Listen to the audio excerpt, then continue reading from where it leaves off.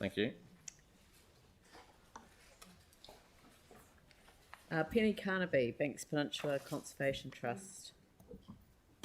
Oh, and also the climate change submission. So if you just want to flow across one to the other. Yes. Morena koutou, ngā mihi nui o tēnei rā ko Penny Carnaby tōku ingoa. I am the very new chair of the Banks Peninsula Conservation Trust, and I have with me Kate White, who's been associated with the trust since its inception over 20 years ago, and also was part of the work done to create the covenanting authority that the Banks Peninsula Conservation Trust has. So deeper questions on biodiversity, I will get Kate to answer. Look, it just seems to have a really important edge to the LTP this year, because it comes under the umbrella of the climate change strategy. So what I'm going to do is give our comments on the climate change strategy, and then I'm going to link that with the LTP and what we need to see, and make 7 points on the LTP. So I'll roll it in together. To begin with, the Trust does congratulate the Council on declaring a climate and ecological emergency in 2019. We acknowledge and agree with the urgency signalled in the strategy and encourage the Council to act decisively. This is a very important issue, and it really drives, in our view, the whole of the LTP. We see it as an opportunity for the Council to showcase the landscaping unique biodiversity of Banks Peninsula, and including the Port Hills.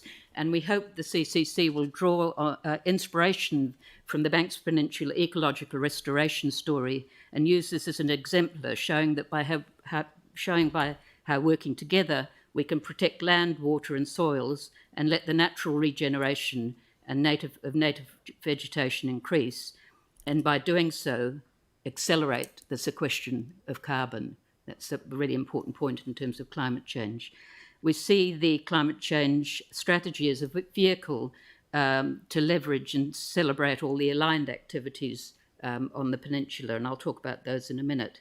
But we do, while we absolutely support the overarching framework, we think the Council's done a really good job in describing the goals and the programs, and I think your team, the enthusiasm with which they talk about it is quite inspirational. We do have concerns, and it is to do with the LTP.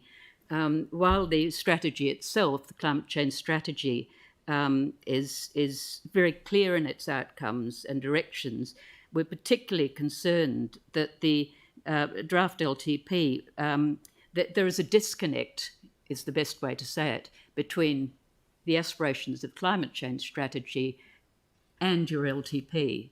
And this is a real concern. But look, there are opportunities in the climate change strategy. It talks about achieving our goals together. And we certainly support the way it's structured. We're particularly, our submission is particularly relating to Goal 4, Guardians of our Natural Environment and Taonga. Programme 1, Building the Foundation, Partnerships and Resourcing. Programme 5, Carbon Removal and Natural Restoration.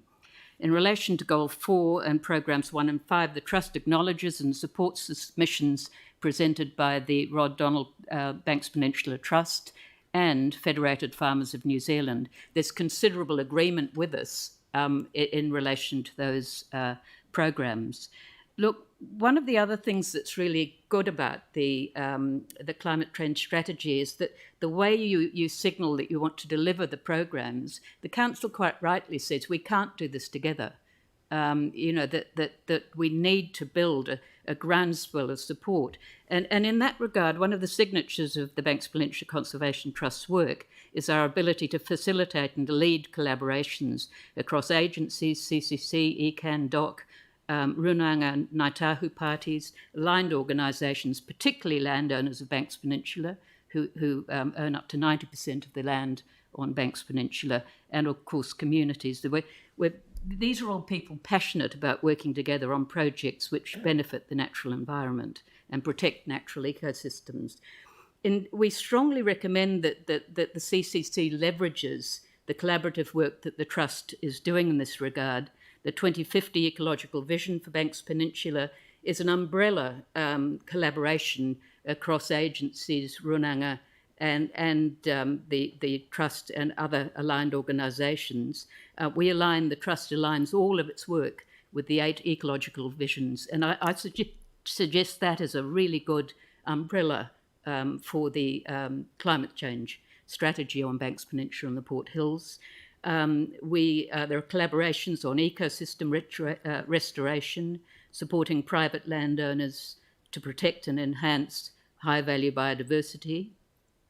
David has mentioned the Te Kahukura program in the Southern Port Hills, including the work of the Summit Road for Society, Pest-Free Summit Road, and Otamatua Quail Island, Pest-Free Banks Peninsula, and the Wildside Project, which is a project of collaboration across 13,500 hectares.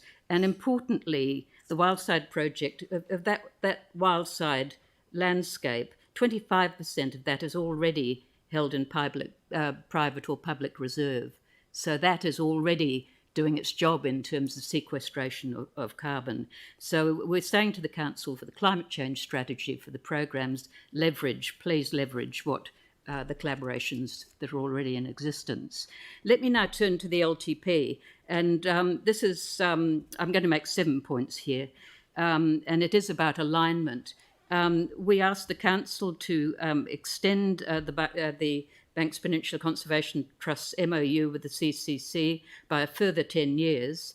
We're asking for 50,000 per year, but ideally, given the work that we are doing on your behalf in terms of bringing the collaborations together, it seems confusing, to say the least, that you're proposing to cut that fund back.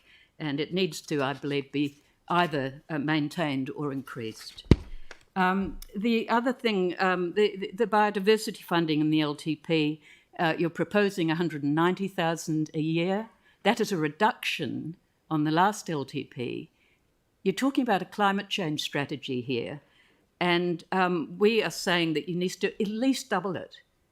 Biodiversity is really around carbon sequestration, and that's how you're going to achieve your carbon targets in your climate change strategy. It must be doubled. We're suggesting 400,000 for the each year through the life of the LTP.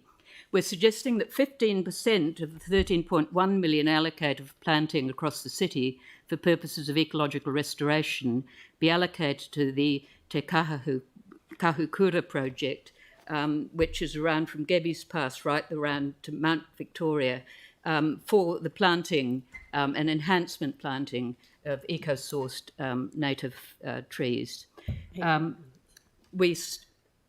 We support, I won't say any more about the Pest-Free Banks Peninsula, except we're saying exactly the same as David did, 120,000 for the 22 financial year and 200,000 on from that, and 40,000 for the continuation of the feral goat program. Look, I'll probably finish there, other than to say there are conversations we'd love to have with the Council about leveraging BPC's current collaborative projects, supporting Banks Peninsula landowners. There are a lot of things coming at them. They're incentivised at the moment to plant monocultures under the ETS, and it's crazy. We need to be looking at the natural revegetation projects, and we'd love to talk to you.